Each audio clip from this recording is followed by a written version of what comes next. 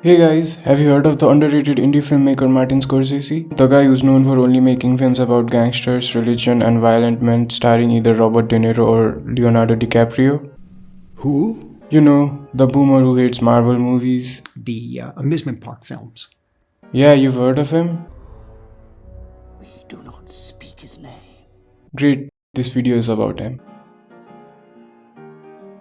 When it comes to discussions about the greatest filmmakers of all time in film communities, Martin Scorsese's name is one that's frequently brought up, and rightfully so. His films like Goodfellas, Raging Bull, and Taxi Driver are often hailed as one of the greatest films ever made. His career as a filmmaker has spanned over 5 decades, and in that time he's directed 25 feature films and 16 documentaries.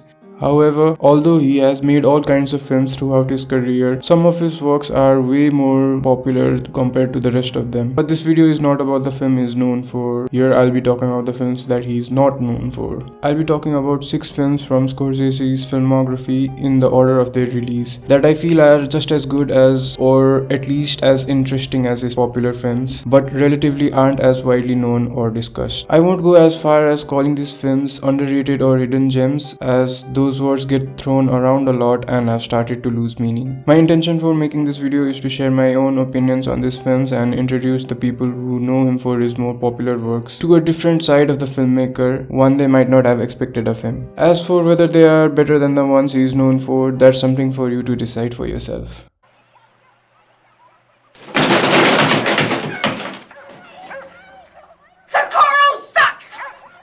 Released in 1974 by Warner Bros., Alice Doesn't Live Here Anymore was Martin Scorsese's first Hollywood studio production. And what made this film stand out to me was that this is the only film made by Scorsese that is centered around a female character, and one that primarily focuses on the experience of being a woman of the working class in 70s America. The film is about Alice Hyatt, a housewife who has to raise her son Tommy all on her own after her husband Donald dies in a road accident. The film explores the struggles of working class women, how they're treated by society, and also the difficulties of raising a child as a single mother. The film is really well written and very funny at times, but even though it is supposed to be a comedy drama, I often found myself feeling sad for the main character. But I don't mean that in a bad way, as it was only because of how well developed her character was, and I was able to empathize with the hardships and dilemmas she faced, and I found myself rooting for her throughout the film. Ellen Burstyn has done a phenomenal job with her portrayal of Alice, for which she even won an Academy Award. However, there is one thing that I didn't like about the film. In fact, it is the only thing: the ending. It's not where the characters end up by the time film ended that I didn't like, but how they got there. The way it tries to wrap up the story of Alice felt really abrupt to me, and it kind of felt like they were going for a romantic ending where everyone ends up happy. But the film is not a romance, and while Alice's character does have a romance arc in the second half, the manner in which the film concludes only ends up undermining the whole thing. I kind of felt that some of the scenes that were supposed to lead up to the ending were left out. It would have been more convincing if the lead up to it was given more time.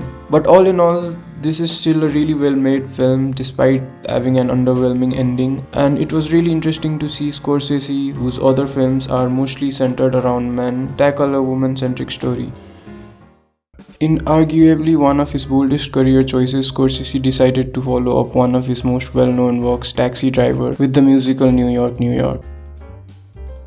The film is centered around the troubled relationship between an egotistical saxophone player Jimmy Doyle, played by Robert De Niro, and singer Francine Evans, played by Liza Minnelli. Released in 1997, the film was deemed a commercial failure and the critical response to it was lukewarm at best. Talking about my experience of watching this film, I felt that it wasn't quite clear what Scorsese was trying to do. The musicals that were produced before the new Hollywood era usually had a fantastical feel to them, or could be described as anything but realistic. But unlike those films, New York, New York puts more emphasis on being grounded and realistic, as the majority of the film is presented in a serious and dramatic light. However, Scorsese's execution of his vision for the film feels incoherent for the most part. The film doesn't even feel like a musical at first, as the first musical number comes in around 30 minutes into the story. And as great as the third act is, the emphasis on realism is dialed back as the film nears its ending. Also, the title suggests that the film is supposed to be a tribute to the city of of New York, but the city doesn't really contribute anything to the story and is hardly ever mentioned. But despite its lack of coherence, I'd be lying if I say my overall experience of the film wasn't positive. The performances by the leads, especially Minnelli, is brilliant, and the film's soundtrack is full of energy and is one of the finest in Scorsese's filmography. And while the film is not as highly regarded as the filmmaker's other works, it still seems to have had an influence on 21st century cinema. The 2016 Oscar-winning musical La La Land clearly takes inspiration from this film, especially for its two main characters and its ending. So in hindsight, maybe this film wasn't a complete failure as it initially was made out to be.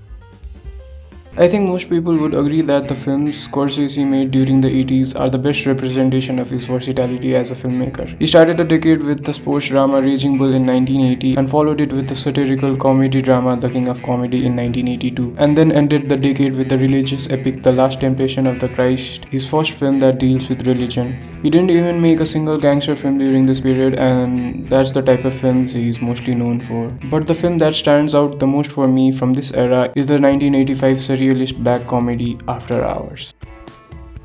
The film is centered around Paul Hackett, a computer data entry worker in New York, and follows the series of misadventures that he experiences while returning from New York City's Soho district one night. If you're someone who's watched a good number of films, then you're probably familiar with the concept of show don't tell. The concept refers to showing all the details to the viewers that they need to understand what is happening on screen, and letting them put it all together instead of outright telling them through exposition. After Hours uses this concept and takes it to a whole new level. No explanation is given for what is happening or why it's happening, but the film gives the viewer all the details needed to figure out what the hell is going on with the story, which makes the film feel like a big puzzle for its viewers to solve. This is also mainly what gives the film its surrealist feel and makes it a compelling watch. The whole thing feels like a fever dream at times and is the type of film that keeps getting better with repeated viewings, as you can always notice something new every time you watch it. And to me, this film is perfect and also happens to be my favorite Scorsese flick. Lastly, I know that this film is more popular compared to the rest of the films that I've mentioned in this video, and has also been started to be seen as a cult film over the years, so I wasn't quite sure about putting this film on this list, but considering how it is still not as popular as Goodfellas or Taxi Driver or another cult film like The Big Lebowski, I feel that it does belong here with the other films, for now at least.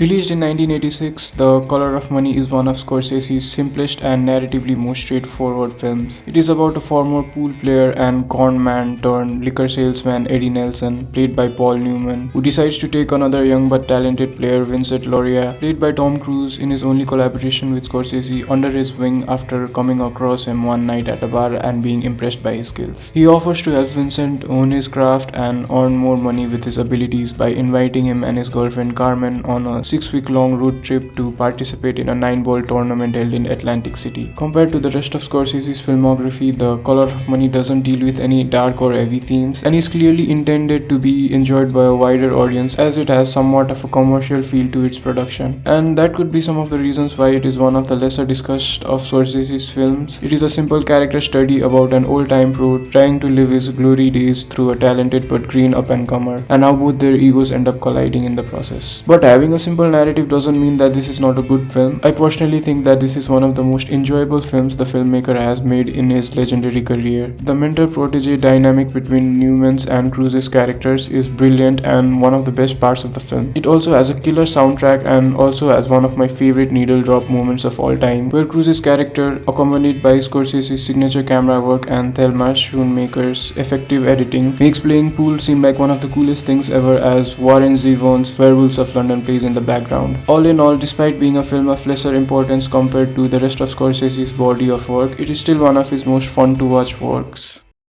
I think most people back in 1993 might have been shocked when Martin Scorsese decided to follow up his gangster film Goodfellas, the most popular film of his entire filmography, with a historical drama of all things. And that film is The Age of Innocence. The film is an adaptation of the 20th century novel of the same name by Edith Wharton, for which she became the first woman to win the Pulitzer Prize for fiction. And although I haven't read the novel myself, the online consensus suggests that the film is a good adaptation and is faithful to its source material. The film is set in the high society society of 19th century New York City and is about a young lawyer named Newland Archer, played by Daniel Day-Lewis, who falls in love with Ellen Olenska, played by Michelle Pfeiffer, who has become estranged from her husband and is also the cousin of Newland's fiancée May Wayland, played by Winona Ryder. This film is one that surprises me the most for not being one of Scorsese's more popular films, because I think that this is one of the filmmaker's best works. Everything from the music, the performances by the actors, and the lavish set designs and costume make the setting feel as immersive as it can be for any such film of the genre. The film is a romantic melodrama done right, and you can't help but feel bad for the two main characters who have to suppress their love and yearning for each other and carry out their roles in society. Even though the film was pretty well received both critically and commercially at the time of its release, it has not maintained any sort of relevance over the years and is rarely ever brought up in discussions related to the significant films of Martin Scorsese. But even if the film is not all that popular amongst your average film goers, it does seems to have inspired other filmmakers. Greta Gerwig, one of the most prominent filmmakers working today, used The Age of Innocence as a reference to guide the cast and crew for the production of her acclaimed adaptation of Little Women in 2019, according to a New York Times article. And Paul Thomas Anderson's 2017 film Phantom Thread, another historical romance drama starring Daniel Day-Lewis, seems to have taken some inspiration from Scorsese's film, as it feels like a spiritual successor to the film. And Anderson on multiple occasions has cited that Scorsese is a big influence on his own filmography.